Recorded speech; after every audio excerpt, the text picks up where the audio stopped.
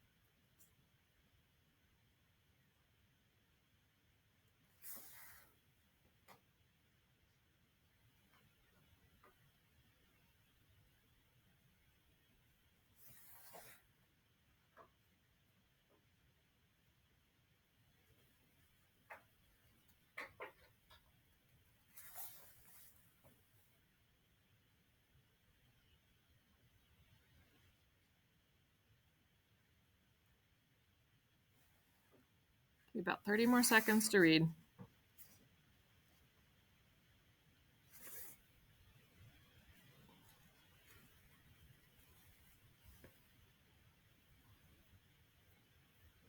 Okay, we're going to add some vocabulary, stuff that's going to kind of feel familiar a little bit because we know unit circle and we know it pretty well, okay? But we're going to switch it to we're going to switch it to this polar stuff, okay? So a polar coordinate system is a system to plot points in a plane with point O at the center of the grid. So notice there's an O in the middle of the grid there, okay? The pole is the point O through the origin. So we kind of interchange it a little bit, but this right here is considered the pole, okay? Which is kind of like the origin in our Cartesian, you can't see what I'm writing, in our Cartesian or our rectangular system, okay? The polar axis is the horizontal ray from the pole to the right, okay? So this right here is the polar axis instead of our x-axis, okay? We write polar coordinates as r comma theta, okay? R is what we call the directed distance from O to P. So how long is it from here to there? Okay, so this is the R. Really, what you can kind of think about it as, do you see how there's rings around the pole here? The R is the number of rings you count out, okay? So you can kind of think about it at like the rings, the number of rings, okay? What does theta typically stand for in our world? It's an angle, right? Theta is an angle. So we're going to use the angles like we do on the unit circle.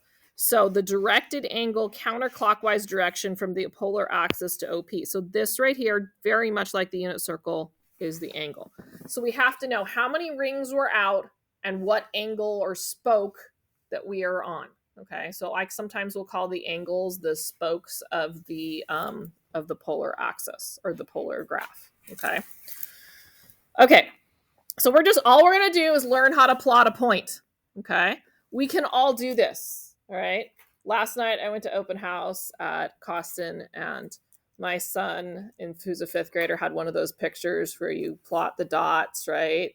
and it makes a picture. And I'm like, oh, I'm going to do that with my calculus class tomorrow, but we're going to use a polar axis. We're not drawing a pretty picture. We're just drawing dots, though. Sorry. I don't have one. I can probably find one that makes a pretty picture, but not today. All right. Plot the points with the given polar coordinates. So literally, we're drawing a dot. Okay. The first 4 examples are learning how to draw the dots. You'll notice that there's actually a spoke missing on our axis, right? This is intended to be pi over 6, and this one's intended to be pi over 3. What's exactly in between them? Yeah, it's pi over 4 is exactly in between. So in this particular one, the author of these notes didn't choose a graph that had pi over 4 in it. So if we need that, we need to put it in ourselves. Okay. All right. I kind of sometimes go backwards when I look at this to plot this. Okay. I typically find the angle first, or the spoke I'm supposed to be on first, and then I count out the rings. Okay. So I notice I am supposed to be at pi over 4, so I found that spoke, and I'm supposed to count out 2 rings. 1, 2. That's all there is to it. Or I could give you a project to do. Okay. You'll suffer through this. Okay. Suffer through drawing dots. Okay. All right. Let's talk about B. B is a little bit different.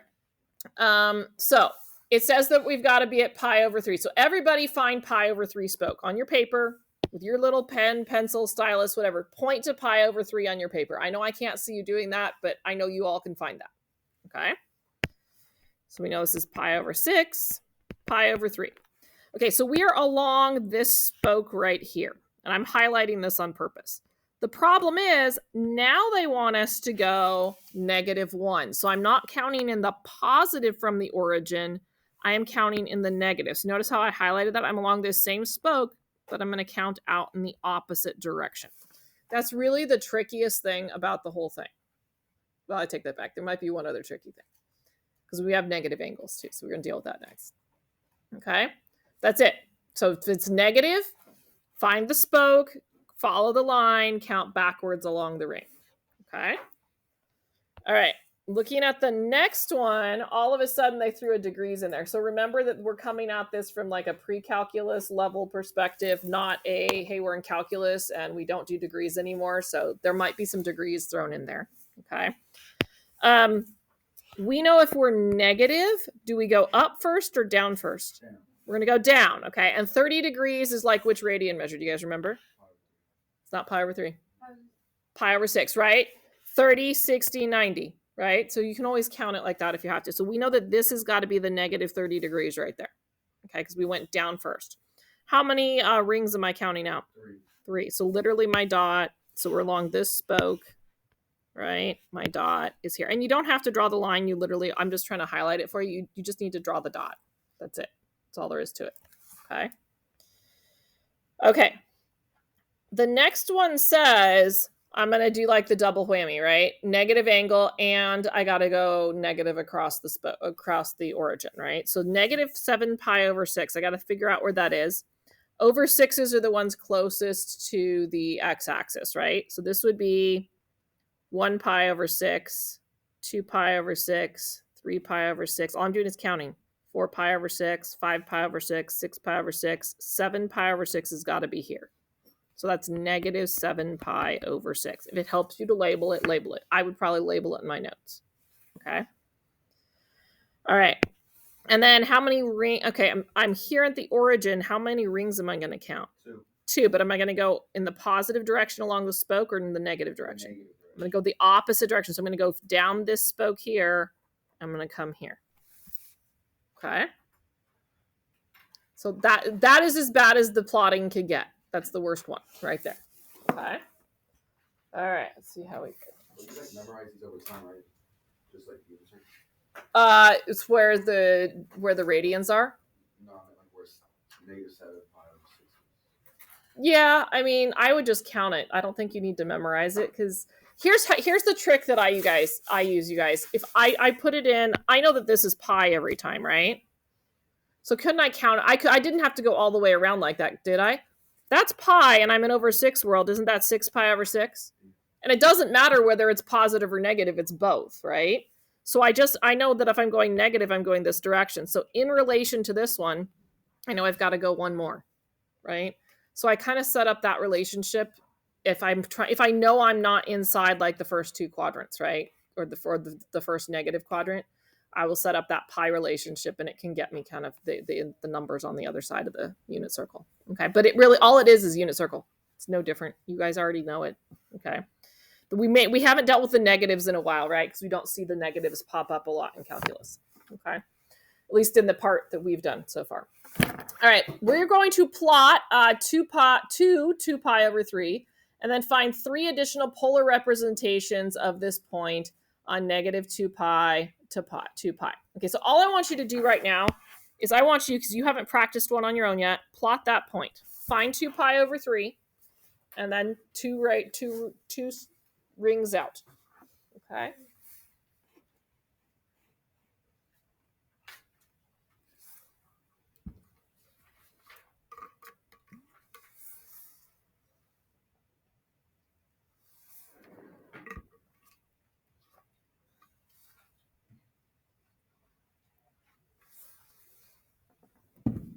Okay, let's see how you did.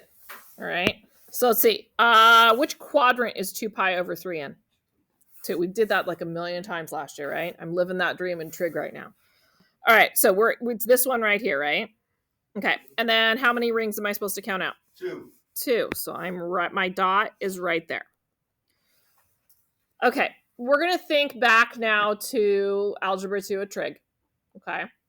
And we talked about things being coterminal, meaning they land on the same place. Okay. So what it's asking me to do is to find 3 other polar representations of that point. So what are 3 other ways that I could write that point and land on that same spot? Okay. So they gave us 2 little formulas here that we're going to kind of follow. So the first one is, hey, take the same R value and then take your angle and add 2 pi to it, or subtract 2 pi from it. Remember doing that last year or 2 years ago? Yeah, it was last year. Can't even remember how long you've been in the class now. We added 2 pi because remember that takes us, when we add 2 pi, it takes us all the way around the circle one time, and we would land, it would look like a different angle measure, but it's really coterminal with what we currently have. Okay, so let's just do that one for one of them. So we've got that we're going to, the first one, I'm either going to add or subtract 2 pi. I'm writing that note down. You don't have to write that down. That's just so you know what we did. Okay. All right. So I'm going to keep the same R value. I'm keeping the 2. And then I'm going to go with the 2 pi over 3. I'm going to add 2 pi. Instead of writing 2 pi down though, what's a better name for it right now? In over 3 world. Yeah, 6 pi over 3 would be a better name for it right now, right? So that means that another coordinate that's going to land me in that exact same spot would be 8 pi over 3. And instead of adding, I could have subtracted. We could have gotten negative 4 pi over 3, and that would have landed us in the same spot. Okay. But I want to talk about the other one. The other one's a little bit weirder. Okay. All right. The other way I could do this, okay, is if I wanted to do a negative R instead, right? It's talking about a negative R here. Well, if a negative R would mean that I would need this angle measure over here. Okay, because I would need that angle measure and then to pump it back this direction, right? I would be on this spoke and then want to pump that direction. Okay, so I would get the negative 2. So instead of adding 2 pi, what gets me halfway around the circle? 1 pi. So I'm just going to add pi, or I'm going to subtract pi. Okay. So this one, I'm going to do negative R and I'm going to add pi. And that's what this mess here means. Okay. That I'm adding pi. Okay. They gave you a little formula for n, just means give me any value and I could multiply that here. And then I'm going around the circle that many times basically. All right. It's the simplest terms is just add pi. So we've got 2 pi over 3 to begin with. Instead of adding pi, what am I going to add?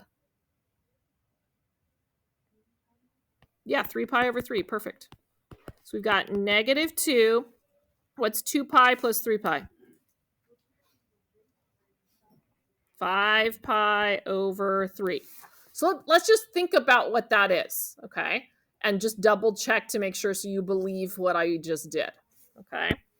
So if I think about where 5 pi over 3 is, right? We know that this is 3 pi over 3. Another third here, this would be 4 pi over 3. This one here would land me 5 pi over 3. So I'm on the right spoke, and then I have to go -2. I'm going backwards 1, 2. So I would land in that exact same spot. Okay. All right. Let's go the other direction. So instead of adding pi, let's try subtracting pi. Okay. So that's going to get me kind of a third. I'm going to still do -r, but I'm going to do subtract pi. And that should land me in the same spot as well. So I'm going to keep the -2. I'm going to still use our same angle measure, 2 pi over 3. But instead of adding, we're going to subtract 3 pi over 3. What's that going to get?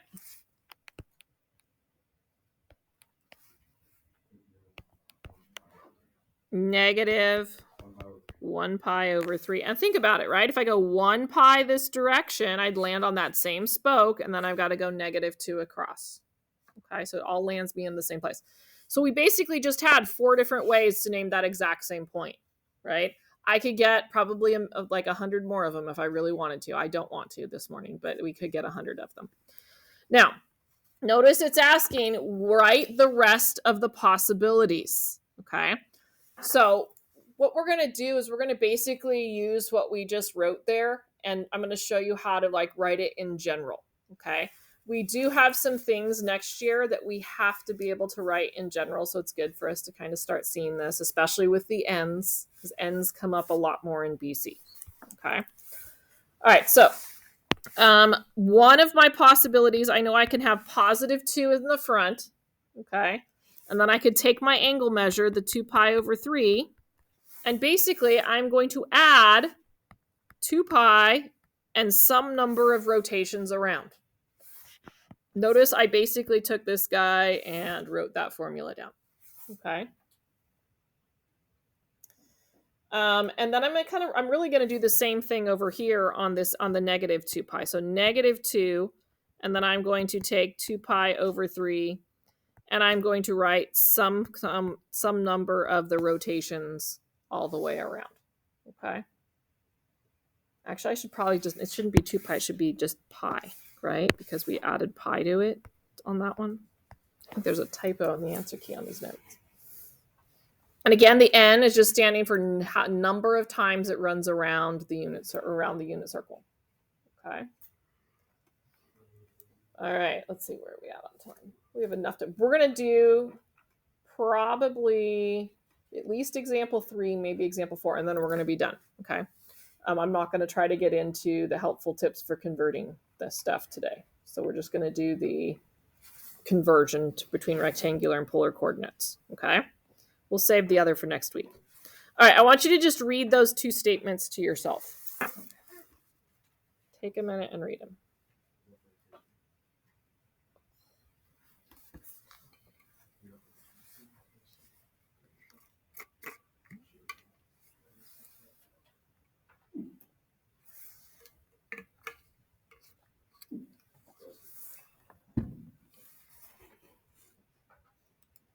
Okay. So, all right, so we can convert between the 2 coordinate systems, okay? If we're going to go from polar to rectangular, we're going to need these formulas. And we actually need these 2 formulas when we do some things for AP Calc next year, okay? So we know that x equals r times cosine theta, and y equals r times sine theta. So you have an x value, you want to convert it to polar, you multiply it by r times the cosine of the angle. You have a y value, you want to convert it to polar, you multiply the r times the sine of theta. Do you remember when we're doing unit circle, aren't our coordinates cosine comma sine? So do you see how the cosine is sticking with the x value and the sine is sticking with the y value? So that's kind of a pattern that exists, that your x's is always cosine, your y's is always sine. Okay. To go from rectangular to polar, we would use these formulas here. Doesn't that look like a formula that we know? What does it kind of look like? A squared plus b squared plus c squared. Yeah, what's the name of that? Pythagorean theorem. It looks like the Pythagorean theorem. That's also the equation of a circle, okay, which I know we never did, okay? It basically is a circle centered at the origin 0, 0, and that's the radius length. But all it really is it's all the kind of the same stuff. It's the Pythagorean theorem, okay? And then this is just telling us the tangent, which is really, we know, the opposite over the adjacent. If I was to draw a triangle in here, let me draw a triangle in there, okay? So this is the x direction, that's the y direction. The opposite of that angle would be the y, the adjacent would be the x. So that's not anything like super new, but it's a way to convert. Okay, so tangent equals the y value over the x value. All right, let's see these in action here. We're going to just go from rectangular to polar right now. Find the rectangular coordinates of the points. We're going from polar to rectangular. So we're finding the rectangular coordinates given the polar coordinates in these first two here. So all I'm going to do is x equals r times cosine theta and y equals r times sine theta. All right, so what is my r value in this point here? 3. And then I need the cosine of 5 pi over 6. So it's handy on sometimes to know our unit circle values, right? So I'm thinking about 5 pi over 6. Which quadrant is 5 pi over 6 in? It's 2. It's this one here, closest to the x-axis. I need to think about those coordinates. Remember, I don't have to write everything out. You guys should know your unit circle stuff, right? Especially after having studied it for your AP test. I know that's got to be a 1. This has to be the 3, right? So what's the cosine of 5 pi over 6? 3 square root of 3 over 2. Over 2, is it positive or negative? Negative. It's been a while. A lot of AP calculus takes place in quadrant 1, doesn't it? We haven't done our negatives and positives in a while, so just kind of refreshing that a little bit. Okay, so my x coordinate is negative 3 square root of 3 over 2. Okay, now I'm going to find my y coordinate. So y equals r. So what's my r value again? 3 times the sine of 5 pi over 6. What's the sine of 5 pi over 6? We already wrote out part of the coordinate. 1 over 2, or just 3 halves, right? Across the top. So if I was going to write out my official coordinate, right? Because I can't just write x equals y equals. My official xy coordinate would be negative 3 square root of 3 over 2 and 3 halves. If I plotted one on the rectangular and one on the polar, they would be in the exact same spot. Okay. On the graph. Okay. All right. Let's look at part B here. Okay. A little bit different. 200. Yeah. That 200 I don't think is a unit circle value. So we're going to use our calculators for it. Okay. And we're going to get a decimal point this time. All right. So how do I get x? X equals what? R cosine theta. What does y equal? R sine theta. Okay, I want you guys to plug into the formulas. So everybody plug in your R and your thetas.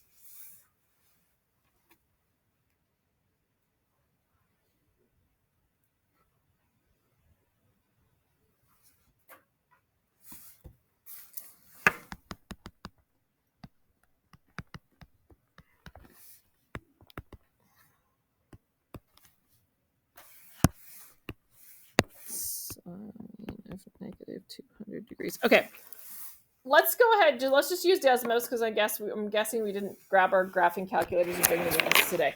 I don't know if we have to be in degree or radian here, so I'm gonna experiment with you. Okay, we might have to be in degree. Let's see, but I think we're automatically in radian right now. And it doesn't matter if you have the polar graph up or not. It might be kind of interesting to put it up there so you can kind of see what's going on. But we're going to do 2 times cosine of negative 200. Yes, we need to be in degree mode, not polar mode. So we need to convert this. So hit your settings button and go to degrees. So if it says degrees, put it in degree mode. That's the correct answer right there. If it's in radians, leave it in radian mode. If it's in radians, hopefully it's a unit circle value, right? And notice, look at what just happened to my polar graph. See how it was jumped to degrees when I did that? It was in radians before, and now it's in degrees. Okay. All right, so that's the number that I want. All right, I want you guys to find, I found the X, you all find the Y. Okay, do that same thing, but use the Y, use the stuff for Y.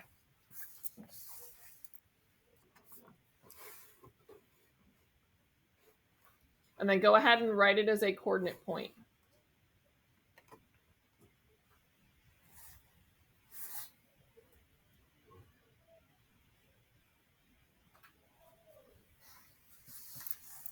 Okay, so we have 2 times the sine of negative 200. So 0.684. Everybody good? Okay, so I'm going to write those two things down. It was negative 1.8. Oh boy. X. Seriously? It's going to do one of these things today. X equals, it was negative 1.879, right? So that's the X part of the coordinate. And then Y equals 0.68. What was after the 8? 4? Yeah. Okay. The answer key I have only went 2 decimal places. So we go 3. We're still doing 3. All right, let's do one more conversion. Okay, and then we're going to be done. Okay. Find 2 polar coordinate pairs for the points with given rectangular coordinates. So this time it's in rectangular and I got to go backwards. So we've done the example that goes this way, right? I'm not doing a bazillion examples of each one. We're going to now do the example that goes this way. So I'm going to use those formulas. Okay.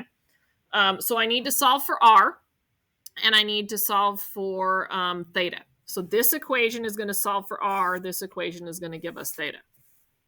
Okay. So I have they're in rectangular. I know I've got to do a squared plus b squared equals c squared, right? Or 1 squared plus negative 1 squared equals r squared. All right, what's 1 squared? 1. What's negative 1 squared? 1. And then we've got r squared. We're in the mode of not simplifying right now, so we got to go back to simplifying for a little while. Okay. What's 1 plus 1? 2. 2. How do I undo the square? Square root it. Technically in front, what should go in front? Plus minus. It should have a plus minus, okay? So it's going to have more than one possible points here. So r equals plus or minus the square root of 2, okay? And then I need to figure out my theta. So I know that tangent of theta equals x over y. Sorry, y over x. What's my y value? Negative 1. What's my x value? 1. So I'm really looking for where the tangent of theta equals negative 1. That's going to happen in a couple different places, right? So I'm going to pull out my unit circle here. All right, so first of all students take calculus, right? That's our little mnemonic device to remember where the negatives are. Yes. Which quadrants is tangent negative in? 2 and 4. 2 and 4. So I know I'm not using 1 and I'm not using 3. We know that this has to happen at the over 4s, right? That's where the ones occur because it's square root of 2 over 2, square root of 2 over 2 is the coordinate. So we know that this, what's the radian measure right here at this one? We know something over 4. Count it. 1, 2, 3. So 3 pi over 4 is one of our thetas. Okay. What about this one right here? What's that one right there? 7. Yeah, right, because this would be 2 pi here is 8 pi over 4. Go backwards, 1 would be 7 pi over 4. Could I represent that another way? What if I made it negative? What else could I say? Negative pi over 4 would be another way to represent 7 pi over 4. Okay, but I have to be a little bit careful here. Okay, so I'm going to let you make sure you've got it, and then we're going to talk about it. I can't just willy-nilly put plus or minus square root of 2 over 2, square root of 2, comma 3 pi over 4, because that's not true, right?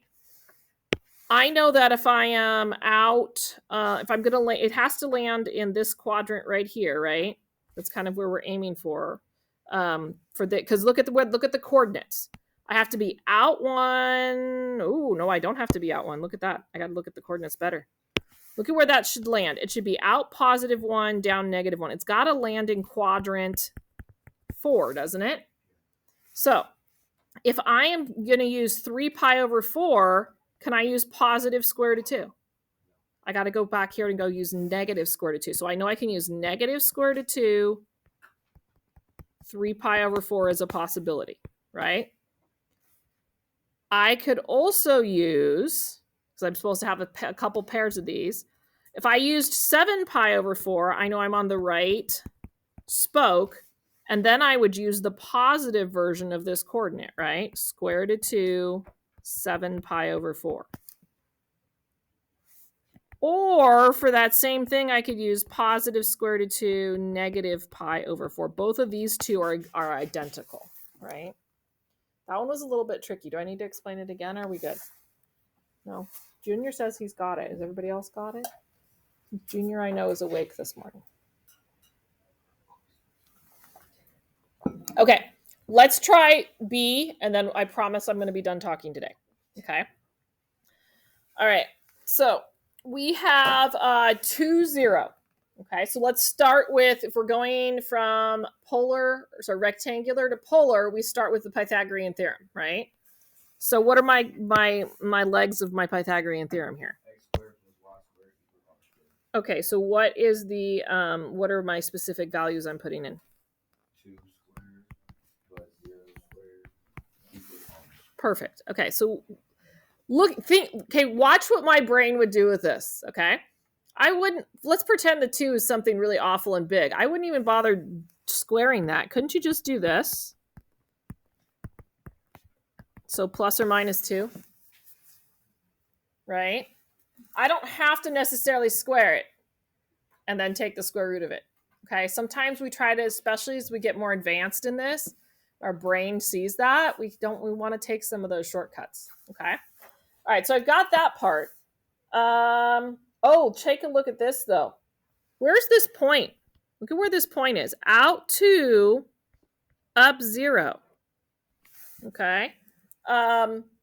Technically, I'm not going to... Would I be able to have the -2?